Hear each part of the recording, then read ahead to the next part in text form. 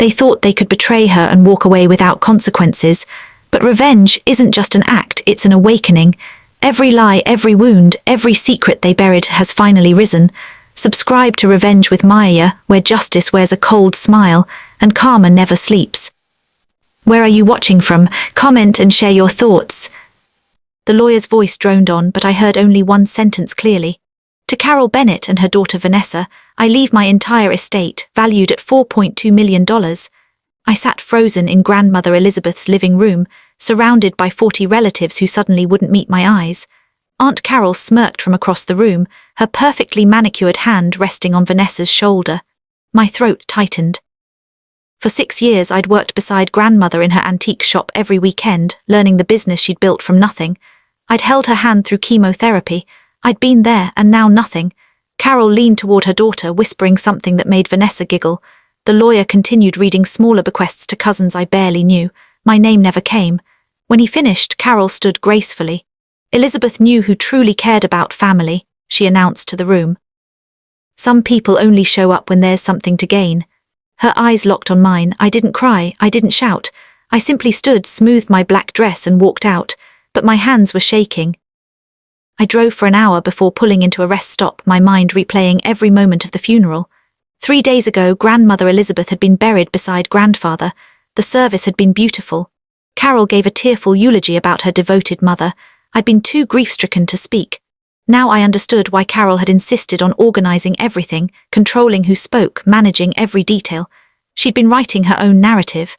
My phone buzzed with messages from relatives. Mostly awkward condolences. One message stood out from Uncle James, grandmother's youngest son. "We need to talk, I know what Carol did, meet me tomorrow 10 a.m. Riverside Diner." I stared at the text. Uncle James had been estranged from the family for 5 years after some argument with Carol.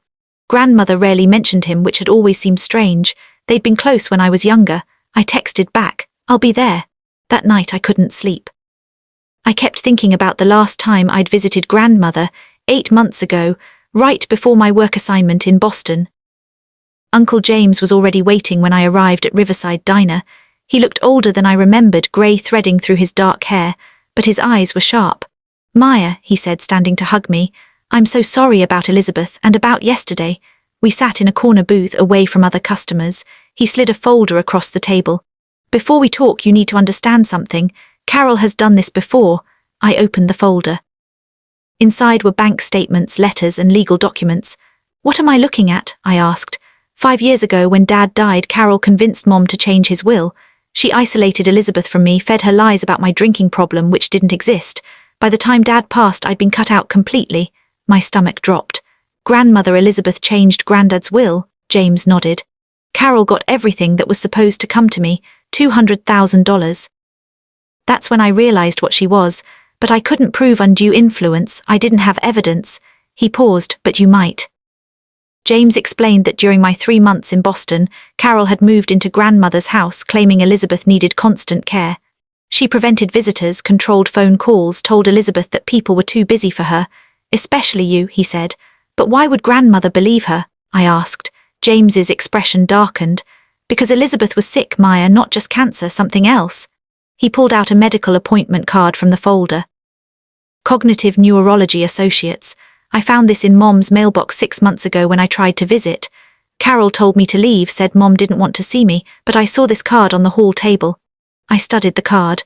The appointment date was 9 months ago, right when I'd left for Boston. "You think grandmother had dementia?" I whispered. "I think Carol knew about it and used it," James replied. "And if we can prove Elizabeth lacked mental capacity when she changed that will, we can contest it." My mind raced. "I need to see grandmother's house." James still had a key to Elizabeth's house, though Carol didn't know it. We drove there Tuesday afternoon when Carol would be at the antique shop. The house felt hollow without grandmother's presence. Everything looked the same, her reading glasses on the side table, her knitting basket by the chair, but something felt wrong. "Her photo albums," I said suddenly. "She kept them in the study. She showed me pictures every visit, told me stories about each one." We went to the study. The albums were gone. In their place sat neat rows of Carol's legal documents, estate papers, and business files. She'd already moved in, claiming the space. I searched grandmother's bedroom while James checked the kitchen. In her nightstand I found a small journal, its pages filled with shaky handwriting. The first entry was dated 10 months ago. Tuesday, Carol came again, says Mireya's too busy to call. I tried her number but couldn't remember it. My hands trembled as I read. Wednesday. The doctor said something today, I can't remember what. I sat on grandmother's bed reading entry after entry. The handwriting deteriorated as the months progressed, words repeated, dates confused, and Carol appeared in nearly every entry, always helpful, always present, always subtly turning Elizabeth against everyone else. Thursday, Carol says James only wants money. I don't remember why we fought. Saturday, signed papers today. Carol's lawyer friend helped. My hand was shaking too much to read them. Carol said it's just business. Monday, where is Maya? Carol says she moved away. I thought she was coming back. Tears blurred my vision. Carol had isolated her completely. James appeared in the doorway. I found something in the kitchen, pill bottles prescribed by Dr. Aaron Winter's cognitive neurology. He held up 3 orange bottles. These are dementia medications, all filled 8 months ago. We stared at each other. The will was changed 7 months ago, I said quietly. Elizabeth was diagnosed, medicated, and clearly declining, and Carol had her sign legal documents anyway. James pulled out his phone. I know an attorney who specializes in elder law. Her name is Patricia Holloway. She's handled contested wills before. Patricia Holloway's office was downtown, small but professional. She listened to everything without interrupting, occasionally taking notes. When we finished, she leaned back in her chair. You have the beginning of a case, she said carefully. The journal, the medications, the timeline, but we need medical records, official documentation of Elizabeth's diagnosis and mental state. How do we get those? I asked. Patricia smiled slightly. You were her granddaughter. You're legally entitled to request them for family health history purposes. The doctor's office will comply. She drafted a formal request letter that afternoon. We sent it certified mail to Dr. Winters's office. It'll take about a week, Patricia explained.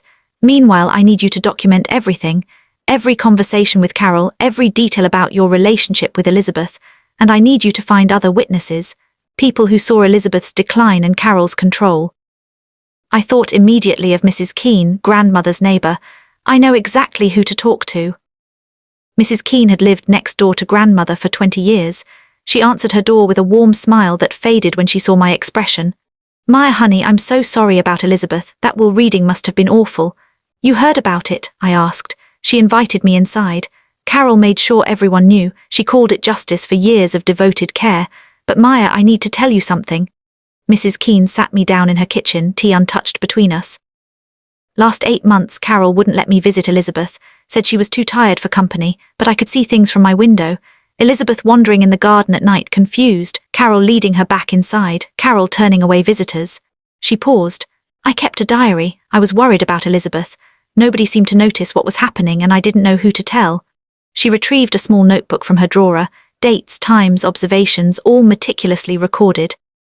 May 15th, Elizabeth tried to leave in her nightgown. Carol caught her. June 3rd, lawyer's car in driveway. Elizabeth looked confused through window. The medical records arrived 6 days later. I opened the envelope in Patricia's office, my hands steadier than I expected. Dr. Winters's notes were clinical but damning.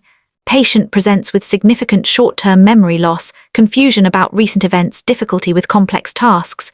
Diagnosis, early-stage Alzheimer's disease. Recommend cognitive guardian for financial decisions. Family has been notified of patient's vulnerability to manipulation. Patricia read over my shoulder. The date on this is 9 months ago, 3 months before the will was changed. She flipped through more pages. And look at this. Carol Bennett attended this appointment. She signed a form here acknowledging the diagnosis and the doctor's recommendations. I stared at the signature. She knew grandmother couldn't make complex decisions and she had her sign a new will anyway. That's undue influence, Patricia said. Combined with lack of mental capacity, we have grounds to contest. She pulled out paperwork. We file with the probate court. Are you ready for this, Maya? Carol won't go quietly. We filed the will contest on a Thursday morning. By Thursday afternoon, my phone exploded with calls from relatives. Carol had clearly spread the word. Most messages accused me of being greedy, ungrateful, disrespectful to grandmother's wishes. 3 messages supported me. One was from Uncle James, one from Mrs. Keene. The third surprised me. It was from Tom Bradley, who'd worked at the antique shop for years. Maya, I saw things. Carol made Elizabeth sign business transfer papers last year. Elizabeth cried after. said she didn't understand what happened. Call me. I called immediately. Tom had been grandmother's employee for 12 years, trusted and loyal. When Carol started coming around more often, things changed, he explained. She convinced Elizabeth to put her name on the business accounts, said it was for convenience, then inventory started disappearing. Expensive pieces. When I asked Elizabeth, she didn't remember selling them. Did you tell anyone? I asked. I tried, but Carol said I was being paranoid. After Elizabeth got really confused, Carol fired me, said the business was going in a new direction. Patricia added Tom's testimony to our evidence file. This shows a pattern of financial exploitation, she said. Not just the will but ongoing theft. We might be able to bring criminal charges. Criminal, I repeated. Elder financial abuse is a crime in this state. If we can prove Carol systematically stole from Elizabeth while she was mentally compromised, that's criminal, not just civil. The weight of it hit me. This wasn't just about the inheritance anymore. It was about justice for grandmother. Carol's attorney contacted Patricia that Friday with a settlement offer. Your client receives 20% of the estate in exchange for dropping the contest and signing a non-disclosure agreement. Patricia looked at me. It's a decent offer financially, but it means Carol faces no consequences. I thought about grandmother wandering confused in her garden while Carol turned away visitors. I thought about the journal entries, the fear and confusion in those shaky words. No settlement, I said firmly. I want a trial. Preparing for trial meant diving deeper into grandmother's life than I'd ever imagined. Patricia hired a forensic accountant named Mr. Hayes to examine Elizabeth's finances from the past 2 years. What he found was staggering. $75,000 in unauthorized transfers from Elizabeth's savings to Carol's personal account, Mr. Hayes reported. Labeled as loans, but no loan documentation exists. Additionally, 3 credit cards opened in Elizabeth's name, all used exclusively by Carol. Total debt, $32,000. Patricia showed me the credit card statements. Luxury hotels, designer clothing, jewelry, all purchased during the months when Carol claimed to be caring for Elizabeth full-time. She was funding her lifestyle with your grandmother's money, Patricia said. And this, she pointed to another document. The antique business. Carol transferred ownership to herself 4 months ago. Elizabeth's signature is here, but look at it. It's barely legible, nothing like Elizabeth's usual handwriting. I compared it to older documents. The difference was obvious. The signature was shaky, uncertain, coerced. Carol's deposition was scheduled for Tuesday morning. I wasn't allowed in the room, but Patricia recorded everything legally. Afterward, she looked satisfied. Carol contradicted herself 14 times, Patricia said. She claimed Elizabeth was completely competent, then accidentally admitted she had to help her read documents because her vision was failing. She said she didn't know about the dementia diagnosis, then referenced the doctor's recommendations in another answer. What happens now? I asked. We wait for trial, but Maya, I need to warn you. Carol's attorney is going to attack your character. They'll claim you abandoned Elizabeth, that you only came around when you wanted something. I nodded. I know, but I have 6 years of receipts from the shop, my timecard records, photos we took together every weekend. Let them try. That evening, Vanessa called me. It was the first direct contact I'd had with Carol's side since the funeral. Maya, please stop this, Vanessa said, her voice small. Mom says you're trying to ruin our lives. Your mother ruined grandmother's life, I replied quietly. Vanessa cried softly on the phone. I didn't know, I swear I didn't know about the dementia or the money. Mom told me grandmother wanted this. Did you ever visit her, Vanessa, in those last 8 months? Silence. Mom said she was too tired for visitors. She was tired because your mother isolated her. She was confused because she was sick, and your mother used that sickness to steal everything. Vanessa made a choice that surprised me. I'll testify, not for you, for grandmother. Because this isn't right. She hung up. I called Patricia immediately. A witness from Carol's own family would be devastating to their case. Patricia worked quickly. Within 2 days, Vanessa signed an affidavit. In it, she described conversations where Carol explicitly discussed handling things before Elizabeth got worse, where Carol mentioned making sure everything was secured legally, where Carol said Maya doesn't need to know everything. It was damning. Carol's attorney tried to get it suppressed. The judge denied the motion. The trial date was set for 3 weeks away. Those 3 weeks felt endless. Carol launched a public relations campaign through the family. She painted herself as the devoted daughter who sacrificed everything to care for an aging mother. She painted me as the ungrateful granddaughter who showed up demanding money. Some relatives believed her.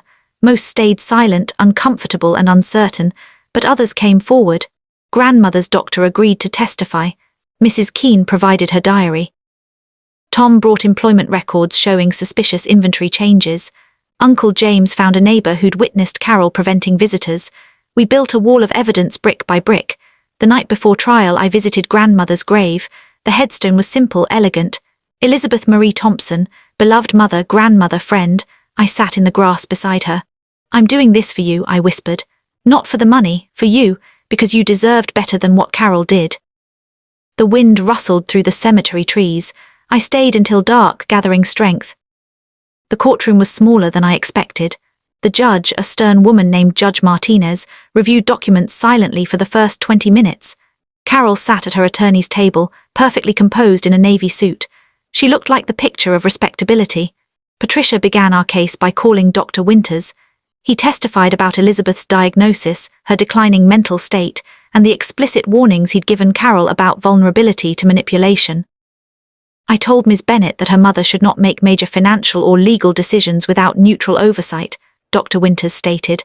I documented this in my notes and sent a certified letter to Ms. Bennett's address. Carol's attorney tried to suggest the diagnosis was preliminary. Dr. Winters remained calm. Alzheimer's disease is not preliminary. It is progressive and irreversible. Mrs. Thompson's capacity was significantly compromised. Patricia entered the certified mail receipt into evidence. Carol had signed for it 2 months before the will was changed. Mrs. Keene testified next. She described watching Elizabeth's decline, Carol's control, and the isolation. Her diary entries were entered as evidence. She read several aloud, her voice steady but sad. July 22nd. Elizabeth asked me through the fence when Maya was coming home. I told her Maya had called yesterday. Elizabeth didn't remember the call. Carol appeared and took Elizabeth inside, told me to stop confusing her mother. Carol's attorney tried to paint Mrs. Keene as a nosy neighbor with too much time on her hands. Patricia objected. Mrs. Keene is a retired registered nurse with 30 years of experience. She recognized signs of cognitive decline and documented them responsibly. Judge Martinez sustained the objection. The afternoon session brought Tom Bradley to the stand. He testified about the business transfer, the missing inventory, and Carol's increasing control. She sold a 19th century writing desk for $8,000 and pocketed the cash, Tom said. When I asked Mrs. Thompson about it, she didn't remember authorizing the sale. She got upset, confused. That's when I knew something was very wrong. Day 2 of the trial brought the forensic accountant. Mr. Hayes presented his findings methodically. Unauthorized transfers, fraudulent credit cards, missing business assets. The numbers painted a clear picture of systematic financial exploitation. In my professional opinion, these transactions show a pattern consistent with elder financial abuse, Mr. Hayes testified. The victim was clearly incapable of understanding or authorizing these transfers. Carol's attorney challenged his methodology. Mr. Hayes calmly explained each analysis step, referencing decades of forensic experience. He was unshakable. Patricia then called Uncle James. He described his own experience being cut out of grandfather's will, Carol's pattern of isolation and manipulation. When I tried to visit my mother 8 months ago, Carol physically blocked the door. She said Mom didn't want to see me, but I saw confusion in Mom's eyes, not anger. She didn't know why I wasn't allowed inside. Carol's attorney suggested James was bitter about his own inheritance loss. I'm bitter about my mother being exploited, James responded. There's a difference. Vanessa took the stand on day 3. She looked terrified. Carol stared at her daughter with barely concealed fury. Patricia questioned her gently. Did your mother discuss Elizabeth's mental condition with you? Yes, Vanessa said quietly. She said grandmother was getting forgetful, that we needed to act fast before someone declared her incompetent. Did that concern you? Vanessa's voice broke. I thought Mom meant we should help her. I didn't realize she meant we should take advantage. Did you witness the will signing? I was there. Grandmother looked confused. She kept asking what she was signing. Mom kept saying it was just paperwork. The lawyer barely spoke to grandmother directly. Carol's attorney tried to discredit Vanessa, suggesting she was lying to gain favor with me. Vanessa looked directly at her mother. I'm telling the truth because grandmother deserved better. I'm sorry I didn't see it sooner. That night, Patricia received an emergency settlement offer. 70-30 split. Carol keeps the house. You get the business and most of the cash assets, no admission of wrongdoing. I refused again. Day 4 brought Carol herself to the stand. She'd held her composure throughout the trial, but now she looked strained. Patricia's questioning was surgical. Ms. Bennet, did you receive Dr. Winters's letter about your mother's diminished capacity? Yes, but I didn't think it was that serious. You didn't think Alzheimer's disease was serious? I thought she was just forgetful. Old age. Patricia produced the letter. Dr. Winters explicitly states here that your mother is vulnerable to manipulation and should not make major decisions alone. Did you read this letter? I may have skimmed it. Did you inform anyone else in the family about your mother's diagnosis? Carol hesitated. No, why not? I didn't want to worry them. Or did you want to maintain control? Patricia asked. Objection, Carol's attorney said weakly. Sustained, Judge Martinez said. Rephrase. Patricia smiled slightly. Ms. Bennet, in the 8 months you lived with your mother, how many family members did you allow to visit? I don't recall exact numbers. Mrs. Keene documented 37 attempted visits by various family members. You turned away 34 of them. Why? Carol's composure cracked. Mother was tired, she needed rest. Or she needed isolation, Patricia pressed, because isolation makes manipulation easier. Objection. Withdrawn. Patricia changed tactics. Let's discuss finances. Did you transfer $75,000 from your mother's savings to your personal account? Those were loans. Did you sign loan documents? We had a verbal agreement. Did your mother, who had Alzheimer's disease and couldn't remember phone calls from one day to the next, clearly agree to loan you $75,000? Carol's attorney objected repeatedly. Judge Martinez allowed the question. She wanted to help me, Carol insisted. Did she want to help you buy designer handbags and stay at luxury hotels? Patricia presented the credit card statements. These purchases occurred while you claimed to be providing full-time care. Were you caring for your mother or funding your lifestyle? Carol had no good answer. She stammered through explanations that contradicted earlier testimony. By the time she left the stand, her credibility was destroyed. Closing arguments were brief. Carol's attorney argued that Elizabeth had made her wishes clear, that Carol had been a devoted daughter, that this was simply a family dispute over money. Patricia's closing was more powerful. This case is not about money. It's about a vulnerable woman who was systematically exploited by someone she trusted. The evidence shows that Elizabeth Thompson had Alzheimer's disease, that she was medicated for it, that her doctor explicitly warned Carol about manipulation risks, and that Carol ignored all warnings to benefit herself. Patricia gestured to the evidence table. The medical records, the journal, the financial documents, the witness testimony, they all tell the same story. Carol Bennet isolated her mother, controlled her environment, and used her diminished capacity to steal an inheritance and a business. This is exactly what undue influence looks like. This is exactly what elder abuse looks like. Judge Martinez took 24 hours to deliberate. The wait was agony. We returned to the courtroom Friday morning. Judge Martinez looked tired but resolute. I've reviewed all evidence and testimony carefully, she began. This is a clear case of undue influence over a person with diminished mental capacity. The will change is hereby declared invalid. The previous will, dated 12 years ago, is reinstated. Relief flooded through me. Under the old will, everything was divided equally among Elizabeth's children and me. Furthermore, Judge Martinez continued, I am referring this matter to the District Attorney's Office for investigation of potential elder financial abuse charges. Ms. Bennet, you are ordered to return all assets to the estate and repay unauthorized transfers totaling $107,000. Carol's face went white. Her attorney requested time to appeal. Judge Martinez denied it. The evidence is overwhelming. I'm also awarding Ms. Thompson her legal fees. Patricia squeezed my hand. We'd won completely. Carol had to be escorted from the courtroom. Vanessa hugged me in the hallway, crying. Uncle James looked like a weight had lifted, but I felt something unexpected, not triumph, just quiet sadness. The aftermath moved quickly. Carol faced criminal charges for elder financial abuse. She pleaded guilty to reduced charges, receiving 3 years probation and mandatory restitution. Vanessa reconciled with our side of the family, helping catalogue grandmother's belongings. The antique business needed work. Carol had neglected it badly during her control. I took a leave from my job to focus on rebuilding it. Uncle James helped, his experience in business management proving invaluable. We renamed it Elizabeth's Legacy Antiques. Every decision we made honored grandmother's vision. The house we sold, the memories there too painful. I used my portion of the inheritance to establish the Elizabeth Thompson Foundation, helping families navigate elder care and recognize signs of cognitive decline and financial abuse. 6 months after the trial, I stood in the renovated antique shop. Sunlight streamed through the windows, illuminating a restored writing desk, the same one Tom had testified about. We tracked it down and brought it back. Mrs. Keene stopped by with cookies. Tom returned as manager. Vanessa visited weekly. The family was healing slowly, learning to be whole again. 1 year after grandmother's funeral, I visited her grave again. The summer sun was warm on my shoulders. I carried fresh flowers and the small journal I'd found in her nightstand. "We won, grandmother," I said softly, kneeling beside her stone. "Not just the legal battle. We won the right way, through truth and evidence and doing things legally, just like you would have wanted."